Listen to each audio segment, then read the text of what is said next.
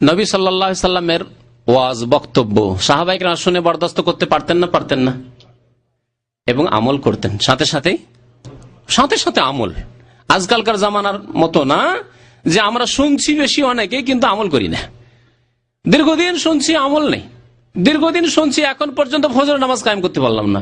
দীর্ঘদিন শুনছি শিরক বিদাত শুনছি, আর দেশে গিয়ে আবার ওই রকম আবার শিরক বিদাতে লেগে গেলেন। দীর্ঘদিন শুনলেন যে নবী সাল্লাল্লাহু আলাইহি ওয়াসাল্লামের সহিহ নামাজের তরিকা হচ্ছে এই, তারপরে দেশে গিয়ে আবার ওই রকম নামাজ পড়া শুরু করলেন।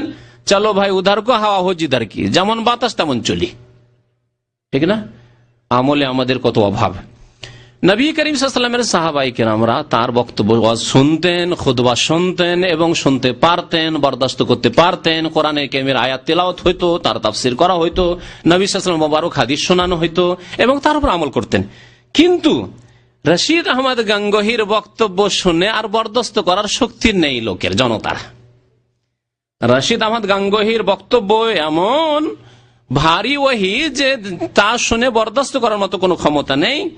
এই কিতাবের পৃষ্ঠা নম্বর 88-তে দেখুন, বড় ঘটনা অনেক কিছু বয়ান করেছে। রশিদ গাঙ্গুহি একবার অসুস্থ ছিলেন, তারপরে কোন রকম উঠে বক্তব্য করতে বসলেন। বক্তব্য যেই শুরু করা একটি হাদিস, আর বক্তব্য কি একটি হাদিস শোনালেন শুধু, ইস্তানজিহু মিনাল বাউলি ফাইন্না আকসার আযাবিল কবরে আও কামা ক্বালা মিনহু। হাদিসও পুরো করেনি। তোমরা পেশাব থেকে বেঁচে থাকবে, সাবধান, তোমরা পেশাব থেকে বেঁচে থাকবে, কারণ কবরের বেশিরভাগ আযাব হবে কিসের কারণে? পেশাবের কারণে। এই হাদিস শোনানোর পরে বলছে তোমরা পেশাব করিয়া ভালো রূপে ইস্তেঞ্জা করবে। ইস্তানজিহু মানে ইস্তেঞ্জা করা নয়, অর্থ ভুল করেছে। পাক সাফ হইতে চেষ্টা করিও, কেননা নিশ্চয় বেশিরভাগ কবর আযাব এই কারণে হইয়া থাকে। অর্থাৎ পেশাব করিয়া ভালোভাবে পাক সাফ না হইয়া অধিকাংশ লোকেরা কবর আযাব ভোগ করিবে। এই হাদিস খানা বয়ান করিয়া মজলিসের লোকদিগকে নজর করো তো বলিলেন যে হে মানুষ, হাদিস বয়ান করে বলেন হে মানুষ, তোমরা কেমন করিয়া কবর আযাব সহ্য করিবে? তোমরা কেমন করে কবর আযাব সহ্য করিবে? তখন ওই মানুষের মধ্যে হাইবাতের রোল পড়িয়ে গেল। বুঝতে পারলেন? হাইবাত মানে ভয়, ভয়ের রোল পড়ে গেল, মানে হাহাকার শুরু হয়ে গেল, কান্নাকাটি শুরু হয়ে গেল। লোকেরা রোনাজারি ও হায়রাত দেখে লোকের রোনাজারি ও হায়রাত দেখিয়া মালুম হইতে লাগিল যেন কিয়ামত শুরু হইয়াছে। রশিদ আহমদ গাঙ্গুহির বক্তব্য শুনে মনে হচ্ছে যে কিয়ামত শুরু হয়ে গেছে। ইহা দেখিয়া হুজুরে কিবলা মজলিস থেকে এই বলিয়া গেলেন, উঠে গেলেন।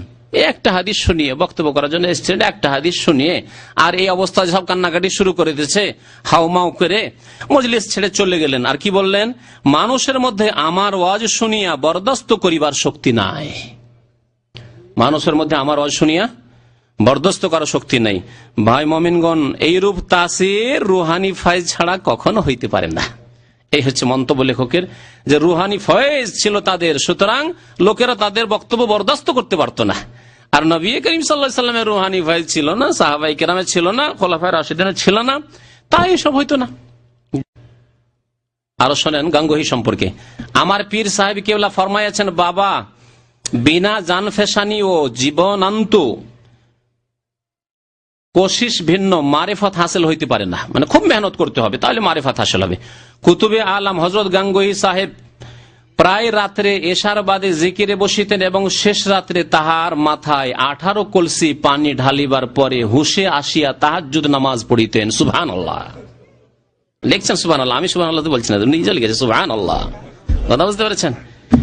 তাহাজ্জুদ পড়তে পড়তে কি হইতো?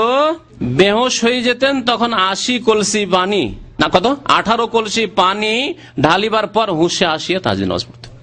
জিকির করে বেহুশ হইতেন, তারপরে তখন তাহাজ্জুদ পড়াবার জন্য তাকে আবার 18 কলসি পানি ঢালতে হতো। জি, নবী করিম সাল্লাল্লাহু আলাইহি ওয়াসাল্লামের বেশি তাহাজ্জুদ কেউ পড়েনি। নবী করিম সাল্লাল্লাহু আলাইহি ওয়াসাল্লাম তাহাজ্জুদ পড়ছেন। আর বলছেন, ইয়া আইয়ুহাল মুযাম্মিল কুমিল লাইলা ইল্লা কালিলা, রাতের অল্প সময় ছাড়া, এশার আগের সময় ছাড়া সারা রাত তুমি কিয়াম করো, তাহাজ্জুদ পড়ো। নিসফাহু, হয় অর্ধেক, আবিন কুসমিনহু কালিলা, বা তার চাইতে কম, মানে 1/3 অংশ, আউজিদ আলাইহি, অথবা 2/3 অংশ, ওর বেশি, অর্থাৎ অর্ধেকের বেশি অর্থাৎ 2/3 তাফসীর কারগণ এইভাবে তাফসীর করেছেন। নবী করিম সাল্লাল্লাহু আলাইহি ওয়াসাল্লাম রাতের 2/3 অনেক সময় তাহাজ্জুদ পড়তেন, অর্ধেক পড়তেন, কখনো কখনো 1/3 কমের পক্ষে তাহাজ্জুদ পড়তেন। নবী করিম সাল্লাল্লাহু আলাইহি ওয়াসাল্লামের এই তাহাজ্জুদের মেহনতে পা ফুলে যেত, কিন্তু বেহুশ হয়ে গেছেন জিকির করে, আর পানি ঢেলে হুঁশে নিয়ে আসতে হচ্ছে, এসব তো হইতো না। কোত্থেকে আসলো? জি, এসব এক শ্রেণীর ওলীদের অবস্থা।